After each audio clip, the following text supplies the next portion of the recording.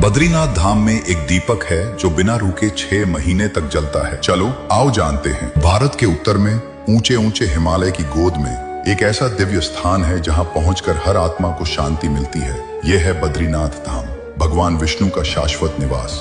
यहाँ की हवा में ही आध्यात्मिकता घुल चुकी है, पर इस धाम में कुछ ऐसे रहस्य भी हैं जिन्हें देखकर विज्ञान भी सिर खुजाता रह जाता है। क्या आप जानते हैं, ये मंदिर 6 महीने के लिए बंद रहता है, पर इसके भीतर एक दीपक जलता रहता है। पहला और सबसे बड़ा रहस्य, हर साल भीषण ठंड और बर्फबारी के कारण बद्रीनाथ धाम के कपाट लगभग 6 महीने अक्टूबर, नवंबर से अप्रैल, मई के लिए बंद कर दिए जाते हैं। इन 6 महीनों में मंदिर पूरी तरह बर्फ से ढक जाता है और वहां कोई मानव उपस्थिति नहीं होती।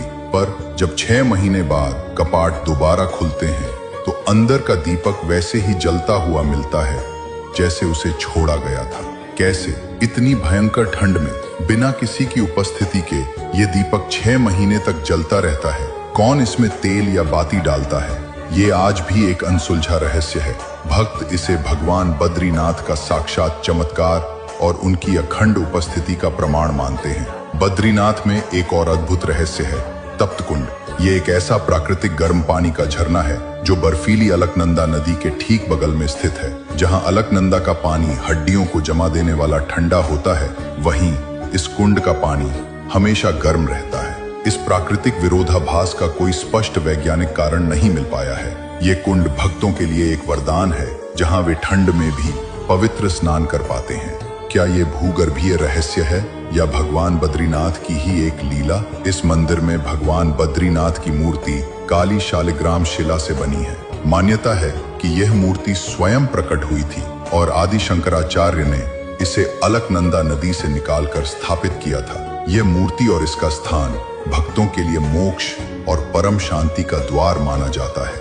बद्रीनाथ धाम के ये रहस्य हमें सिखाते हैं कि प्रकृति और आध्यात्मिकता एक दूसरे से कैसे जुड़े हुए हैं। ये हमें विश्वास दिलाते हैं कि कुछ चीजें मानव बुद्धि से परे हैं और उन्हें समझने के लिए हमें आस्था और समर्पण की दृष्टि से देखना पड़ता है।